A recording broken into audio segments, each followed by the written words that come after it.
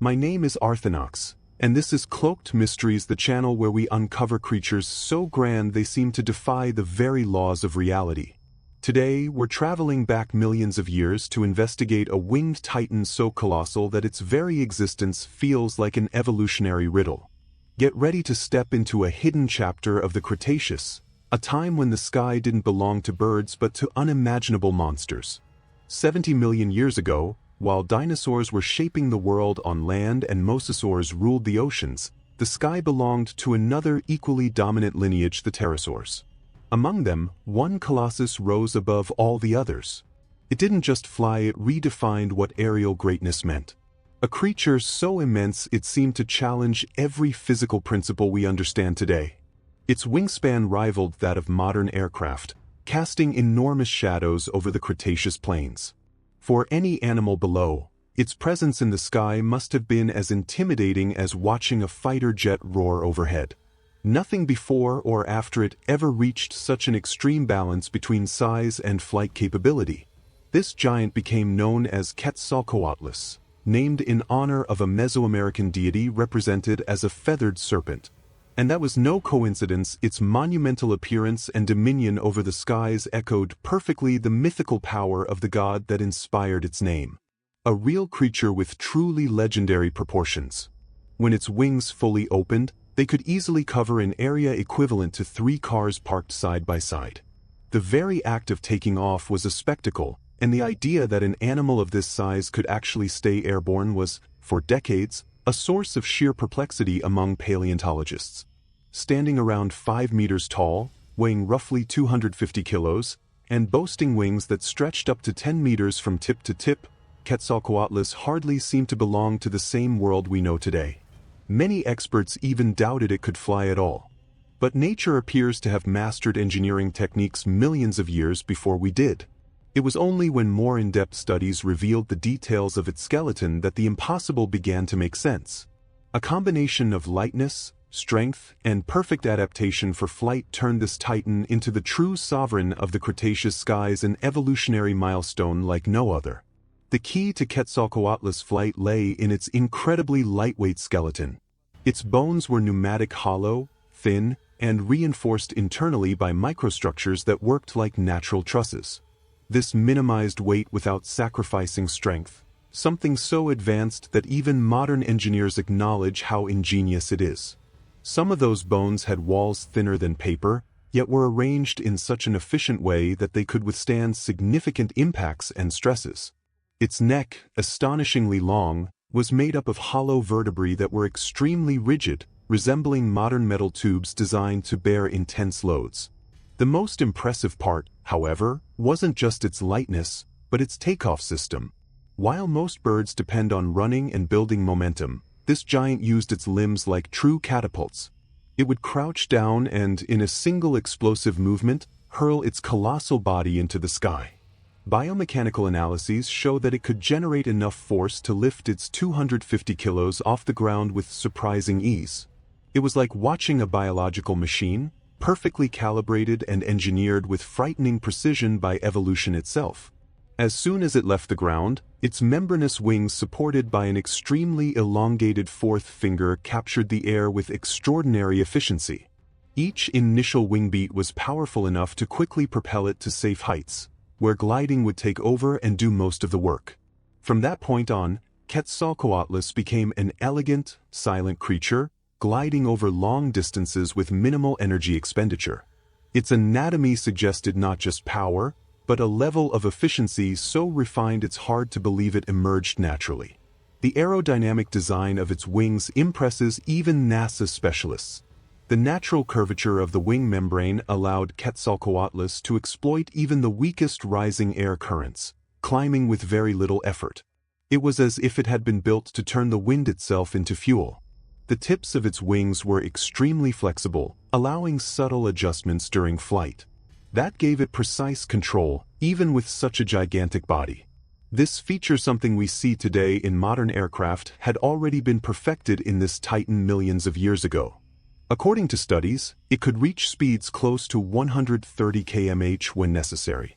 The combination of long wings, a light body, and powerful muscles made it capable of crossing vast regions with an efficiency that few living creatures today can match.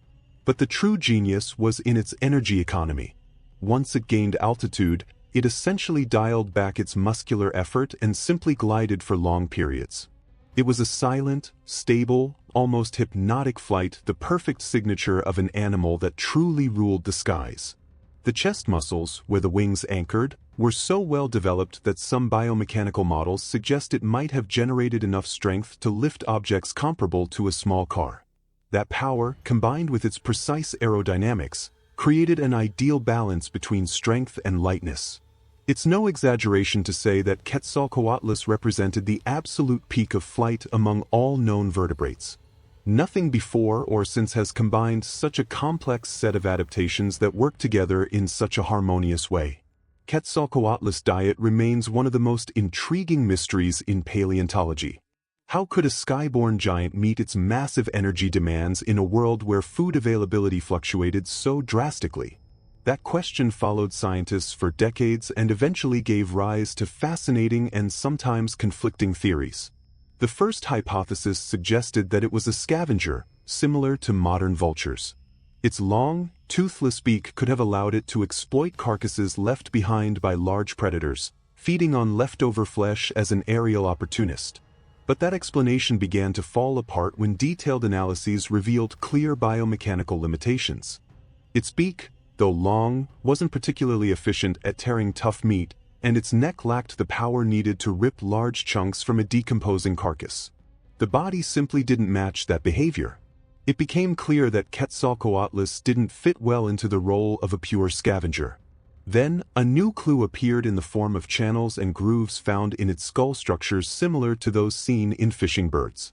That gave rise to another hypothesis: perhaps it performed low-gliding passes over lakes, using its beak like a spear to snatch fish, much like herons or pelicans do today.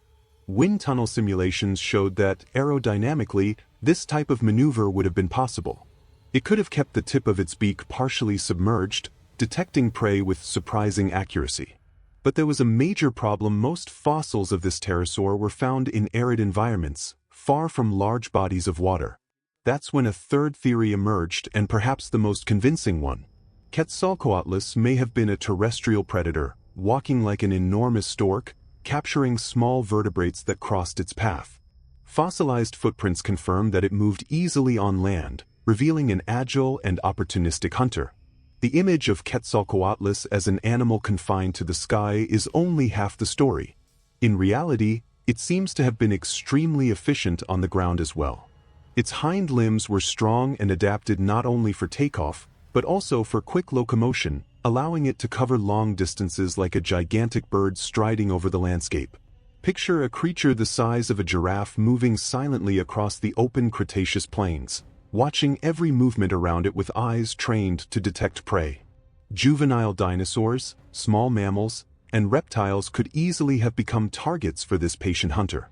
Its beak, though too delicate for shredding tough carcasses, was perfect for seizing small animals whole, swallowing them quickly before they had any chance to escape. Just like modern storks, it likely relied on fast, precise strikes. That ability gave it a huge advantage. Not depending exclusively on water or carrion meant greater ecological freedom. It could survive both in times of abundance and in times of scarcity, adjusting its strategy whenever necessary. This dietary flexibility may explain its long-term success. While many highly specialized species went extinct with relatively small environmental shifts, Quetzalcoatlus showed impressive resilience, alternating between fisher, terrestrial predator, and even scavenger when it stumbled upon remains left by other carnivores. In an unpredictable world, that ability to transform with the environment was its trump card. But even creatures this versatile weren't prepared for what came next: the greatest natural disaster ever recorded on the planet. 66 million years ago, life on Earth was about to change forever. The impact of an asteroid in what is now the Yucatan Peninsula triggered a chain of events so devastating that no ecosystem escaped untouched. For Quetzalcoatlus, that moment marked the beginning of the end. In the moments immediately after the impact, shockwaves rippled across entire continents. Incandescent debris was hurled into the atmosphere, igniting firestorms that burned through vast regions. For terrestrial, marine, and airborne creatures alike, this scenario represented the total collapse of the world they knew. But the most catastrophic consequences came later. The dust and ash thrown into the sky blocked sunlight for months, maybe years, shutting down photosynthesis and breaking the entire food chain. Without plants, herbivores died. Without herbivores, predators followed. And without prey, Quetzalcoatlus was doomed. Even with its ability to fly long distances, there was nowhere to run. Plains that had once been fertile turned into barren wastelands, and rivers that once teemed with life dried up or vanished beneath toxic fallout. The planet was no longer the same, and it would never be again. Ironically, Quetzalcoatlus had traits that should have increased its chances of survival: enormous size, a varied diet, and the capability to travel far in search of better conditions. But in the face of a global-scale catastrophe, no evolutionary adaptation was enough. And so, silently, the last members of this lineage disappeared. Their bones stayed buried for millions of years, waiting to tell the story of one of the greatest winged titans Earth has ever known. Quetzalcoatlus was not just the largest flying animal ever discovered. It represented the absolute pinnacle of aerial evolution. Its existence proved that nature can create solutions so efficient they seem to challenge everything we believe is possible. With its lightweight structure, powerful muscles, and refined anatomy, it ruled the skies for millions of years. While dinosaurs reigned on land and colossal reptiles swam in the seas, Quetzalcoatlus commanded a third realm: the vast, open sky. Its flight, as elegant as it was precise, reminds us that life is always finding ways to occupy every available space on the planet. It didn't merely survive, it thrived, exploring the three-dimensional world in ways no terrestrial predator ever could. The natural engineering present in its body surpasses many modern aviation concepts. Its aerodynamic design is so advanced that it still inspires scientific studies today, showing that evolution can be every bit as ingenious as human invention. But its legacy goes beyond anatomy.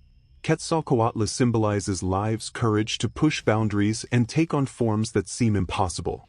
Its story is a testament to the creative power of evolution in shaping extraordinary beings. It was, and always will be, a reminder that the prehistoric world was filled with wonders that make fiction look tame. Creatures like this invite us to look at the past not as something distant and lifeless, but as a living universe whose echoes still reach us today. When the dust from the impact finally settled, a new world emerged. Entire branches of life had vanished, but other forms were ready to fill the empty niches left behind. Small birds, direct descendants of dinosaurs, began to inherit the skies. These small, agile creatures, so different from the titans that came before them, adapted quickly to the transformed environment. They would eventually give rise to the modern birds we know today, filling the ecological gap left by the giant pterosaurs. So even though the pterosaur lineage came to an end, the evolutionary legacy of flight continued through smaller, faster, and quieter beings, ensuring that the sky remained alive and full of movement. The disappearance of Quetzalcoatlus marked the end of an era, but also the beginning of another. It symbolizes the transition between the world of giants and the world we recognize today, a constant reminder that Earth is always changing. Every fossil found from this creature carries a fragment of that story, revealing secrets that still deepen our understanding of how life adapts, evolves, and endures. And as we reconstruct its history, we realize that these colossal beings still have much to teach us about courage, adaptation, and the incredible power of nature to reinvent itself in the face of overwhelming adversity. Quetzalcoatlus was far more than a giant flyer. It was proof that life is always pushing past its own limits, shaping beings so extraordinary they feel like they've stepped out of myth. Its story still echoes today as a reminder that our planet was once home to unimaginable wonders, and that we've only scratched the surface of what the past has to reveal. Now I want to hear from you. Which prehistoric creature do you want to see next here on Cloaked Mysteries? Drop it in the comments. I read every single one. And of course, don't forget to subscribe to the channel, leave your like, and ring the notification bell so you don't miss any episode of this journey into the unknown. Thanks for watching all the way to the end, and I'll see you in the next mystery.